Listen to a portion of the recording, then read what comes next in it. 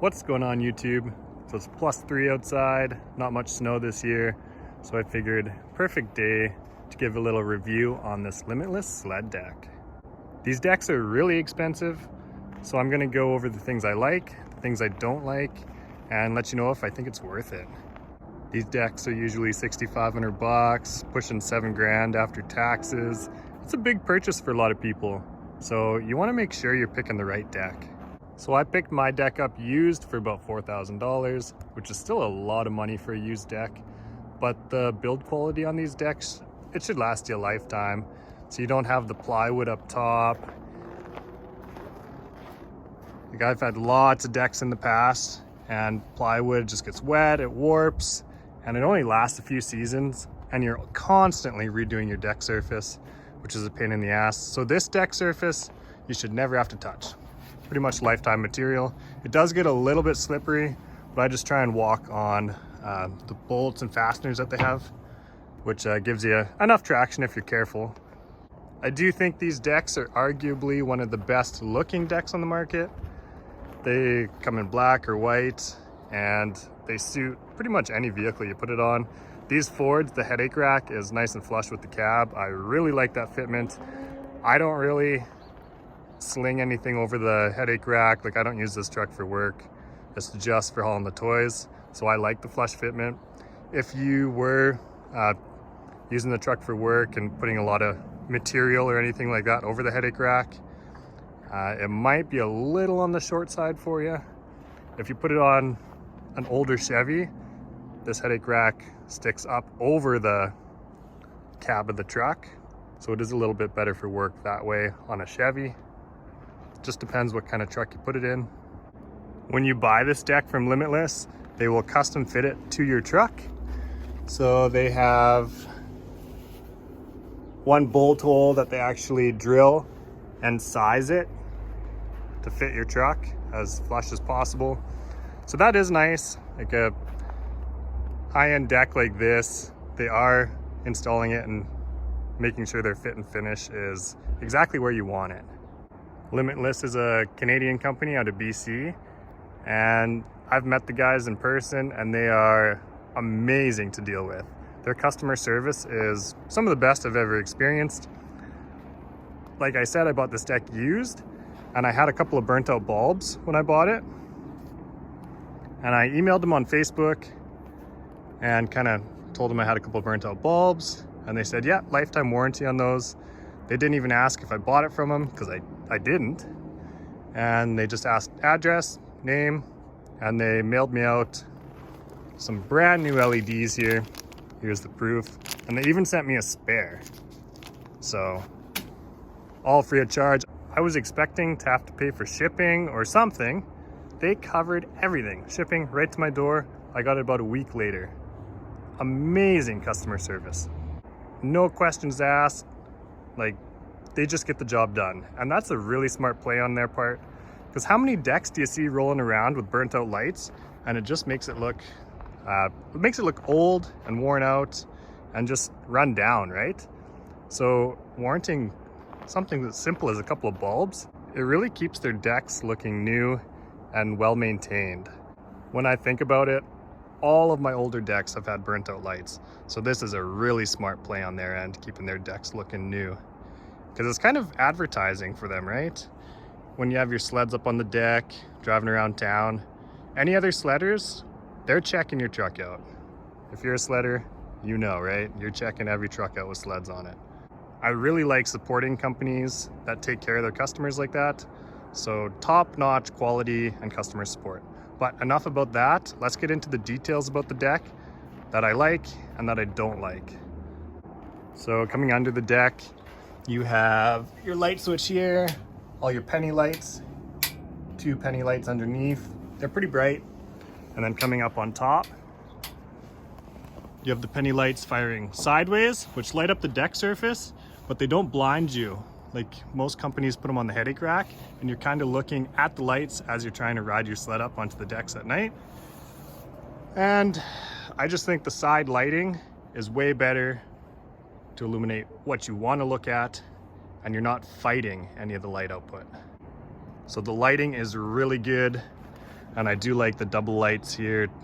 So if you do have a burnt out light, you still have a kind of spare till you get it replaced. Lighting is really good. One thing I don't like about the deck surface, you don't really have a lot of tie downs. You kind of have one on the back. You have your super clamp tie downs, obviously, and you have one main hook on each side, and that's pretty much it. Like, you can kind of grab pieces of the headache rack, but along the side, not really a lot of tie downs. So I'm used to my Marlin where they had the adjustable rail down each side and you could move your hook anywhere you wanted, which was a really good design because you had endless potential for tie down locations. So that is one area this deck is lacking. So here's just a picture of my old Marlin Explorer deck, and if we zoom in a little closer, you can see that hook. You can slide it anywhere along the rail on either side, and it's very convenient. And of course, if you are trying to tie stuff down, it's a nice looking deck, so you don't want to scratch it up. It does scratch kind of easy. So that is a downside. One of my favorite things about the deck is the extension sides and their locking system. So they have just a pull lock here, and it just kind of slides into a little groove. Super easy. Like, I'm doing this with one hand, guys. So you open the lock, and now the slide is going to come out. The only downside about these is they have kind of a thin bar that goes all the way to the front, and it does bend. So if the deck is kind of froze up, say you just washed it and you're trying to force those locks open, you don't want to force these because they do bend and then they aren't smooth anymore. I'll show you on the other side because my other side is bent a little bit. So if you're buying one of these decks used, make sure these slides are nice and smooth and not bent, because this one takes a bit of force. I can't do it with one finger there. Like, this one's not too bad, but if you're buying a used deck, make sure those aren't really warped or bent, because it is common on these things when guys try and force them.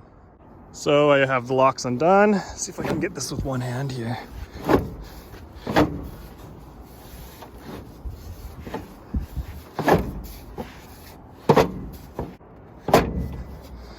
So I could open that with one hand, guys. There's a little bit of a struggle with one hand, but two hands, it's very easy.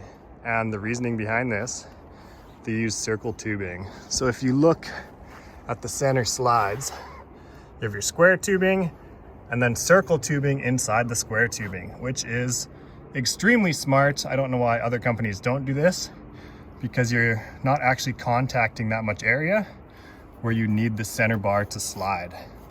So super smart. My Marlin was horrible for this. Most of you guys probably know those Marlins are a two-man job. My old Marlin was pretty much a new deck. It was the Explorer. And without two people, you're not pulling that slide out by yourself. So these extensions are the best on the market.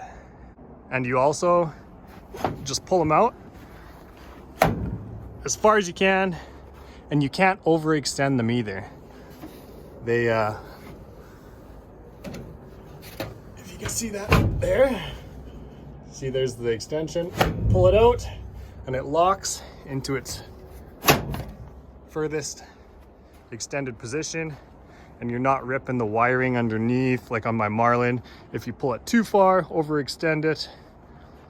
So these are really good extensions. I love everything about them.